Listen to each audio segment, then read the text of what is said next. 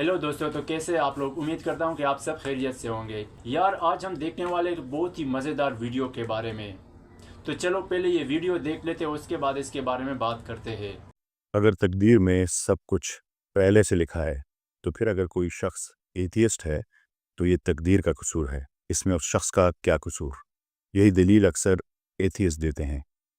और हैरत की बात यह है कि बहुत से मुसलमान भी अपने गुनाहों और बुरे अमाल का बोझ इसी तकदीर पर डाल देते हैं। लेकिन सवाल यह है, क्या वाकई ऐसा है? क्या तकदीर इंसान के हर फैसले को पहले ही तय कर देती है, या इंसान खुद अपनी तकदीर बनाता है? पहले ये वीडियो देखें। काबरा और कायनात बन गई। भाईजान, अल्लाह, मैं कह रहा हूँ अल्लाह की जात तो पूरी कायनात। हमारा तो अकीदा ये है कि ये जो पत्थर है ना, ये मैंने उठाया, ये भी इजाजत से है, और ये गिरा, ये भी उसकी इजाजत से है। अब अगर मैं ये पूछ लूं कि उसने कैसे इजाजत दी, वो तो यहाँ मौजूद नहीं है, वो तो ऐसे। हमारा दावा है ना, आपका भी दावा है, दिखा तो आप भी कुछ नहीं रहे। मतलब ये हुआ कि आपके दावे में अगर आप हमको गलत साबित करते हैं तो सही तो आप भी साबित नहीं हो रहे। नहीं सर, यहाँ तो फिर अब देखिए हम ना, तो मालूम होने का दावा ही नहीं कर रहे। मैं आपसे ये पूछ रहा हूँ, मैं आपसे ये पूछ आपने कहा कि पत्ता भी अल्लाह की इजाजत के बगैर ना उठता है ना जी रखा जा सकता है। जी तो ये जो गजा के अंदर बमबारी हो रही है, ये अल्लाह की इजाजत से हो रही है? अभी जो डिबेट आपने सुनी, इसमें सूरह अनाम की आयत 59 का हवाला दिया गया है कि कोई पत्ता नहीं गिरता मगर अल्लाह उसे जानता है। यहाँ लफ्ज़ आया है यालमुहा, यानी अल्लाह को इल्म है, लेकिन अक्सर लोग इस आयत को गलत पेश करते हैं। वो इल्म को इजाज़त या मर्ज़ी से बदल देते हैं, और ये बहुत बड़ी गलत फहमी है। अल्लाह ताला को इल्म है कि ज़मीन पर कोई पत्ता भी गिरता है। हर वो पत्ता जो ज़मीन पर गिरता है, या हर वो पत्ता जो फ्यूचर में गिरेगा, अल्लाह ताला को इसका इल्म है। ये अल्लाह का इल्म है, मगर अल्लाह की मर्ज़ी ये है कि इंसान को आज़ाद इरादा दिया जाए, ताकि वो अपनी मर्ज़ी और फ़ैसले से नेकी या बुराई का इंतखाब करे। फिर एथियस्ट पूछ सकता है कि मुस्तकबिल का इल्म कैसे मुमकिन है? अगर आप इसे इंसानी सतह पर समझना चाहते हैं कि किसी को मुस्तकबिल का इल्म कैसे हो सकता है, तो इंटरस्टेलर मूवी का वो मशहूर सीन याद करें, जब मरकज़ी किरदार कूपर टेज़रेक्ट यानी पाँचवें डायमेंशन में दाखिल होता है। वहाँ उसके लिए माजी, हाल और मुस्तकबिल एक साथ मौजूद होते हैं। वो अपनी बेटी का माजी, हाल और मुस्तकबिल एक साथ देख सकता है। वक्त उसके लिए बहने वाली चीज़ नहीं रहती, बल्कि स्पेस की तरह महसूस होता है। जैसे आप दाएं, बाएं या ऊपर नीचे हरकत कर सकते हैं, वैसे ही वो वक्त में हरकत कर सकता है, in past, present and future. ये ख्याल सादा फिल्मी तस्वुर नहीं, ये किप्टॉन का बनाया हुआ साइंटिफिक कंसेप्ट है।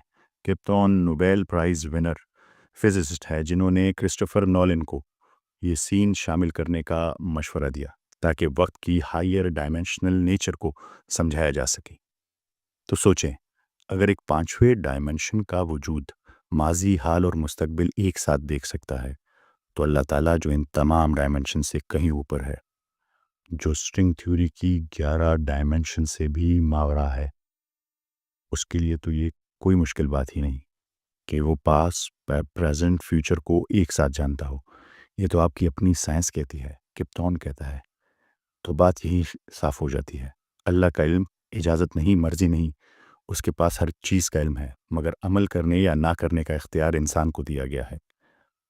अब दूसरा सवाल आता है, जो गज़ा में बमबारी हो रही है, क्या वो भी अल्लाह की इजाज़त या मर्ज़ी से हो रही है? नहीं, ये इजाज़त नहीं, ये फ्री विल है।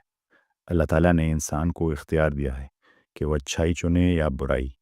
जैसे कुरान में सूरह शम्स में फरमाया, बिस्मिल्लाहिर्रहमानिर्रहीम, फ़अल्हमहा फ़ुजूरहा व तक़वाहा, यानी हमने इंसान में बुराई भी रख दी और अच्छाई भी। अब वो खुद चुने कि किस राह पर जाना चाहता है। यही वाक़या कुरान शरीफ में सबसे पहले सुनाया गया कि जब अल्लाह ताला ने हज़रत आदम अलैहिस्सलाम को एक दरख्त के करीब जाने से मना फरमाया, मगर वो फिर भी उसी के करीब गए। कोई आदम अलैहिस्सलाम ने अल्लाह के हुक्म की नाफरमानी की।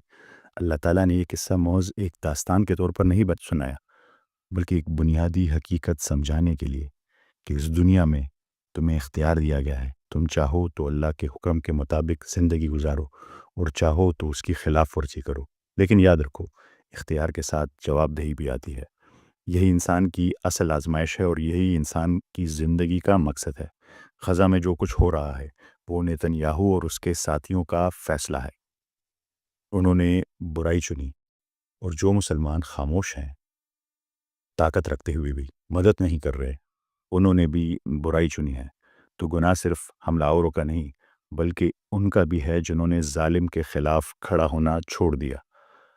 اللہ تعالیٰ نے سب کو اختیار دیا ہے، اچھائی چنو تو کامیابی، برائی چنو تو بربادی۔ آج جو غزہ میں ہو رہا ہے وہ اسی فری ول کے غلط استعمال کا انجام ہے۔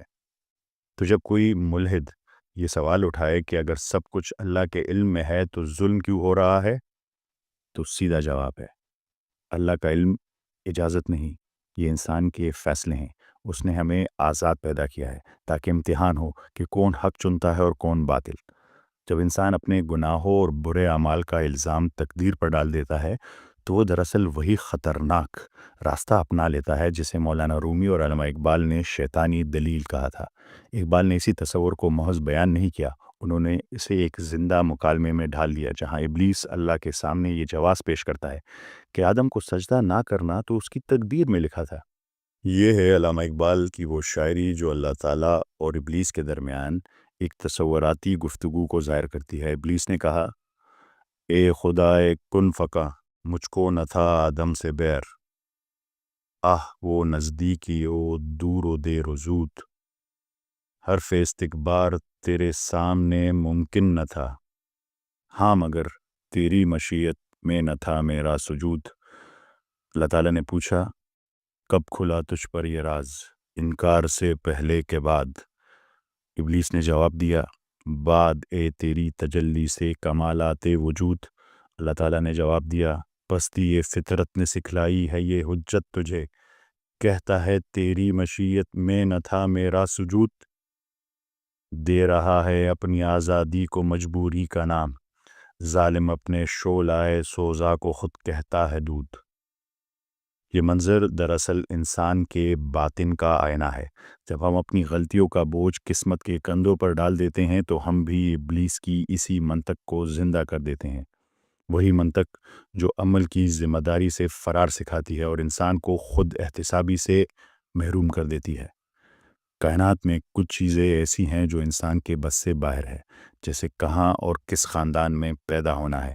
آپ کے جینز، رنگ، نسل، زمانہ اور حالات یہ سب پہلے سے طے شدہ ہیں اور انسان ان میں کوئی دخل نہیں دے سکتا۔ مگر زندگی کے سفر میں ایک دائرہ ایسا بھی ہے جو مکمل طور پر آپ کے اختیار میں ہے۔ آپ کے فیصلے، آپ کے اعمال اور نیکی یا برائی کے درمیان کیا جانے والا انتخاب۔ روزمرہ زندگی میں آپ جو فیصلہ کرتے ہیں، نیکی یا برائی کا انتخاب کرتے ہیں، کسی پر ظلم یا انصاف کا فیصلہ، سچ بولنا یا جھوٹ، یہ سب آپ کے اپنے اختیار میں ہے۔ تو دوستو، جیسا کہ آپ لوگوں نے دیکھا کہ تقدیر اور قسمت کا جو ایک کانسیپٹ ہے جو اکثر ہمیں پریشان کرتا رہتا ہے، تو ہمارے اس بھائی نے بہت ہی اچھے اور شاندار طریقے سے اس چیز کو سمجھانے کی کوشش کی ہے۔ تو امید کرتا ہوں کہ آپ لوگوں کو ویڈیو اچھی لگی ہوگی۔ اگر ویڈیو اچھی لگے تو لائک، کمنٹ اور شیئر کر دینا، اور اگر چینل پر نئے ہو تو چینل کو بھی سبسکرائب کر لینا۔ ملتے ہیں نیکسٹ ویڈیو میں، تب تک کے لیے گڈ بائے۔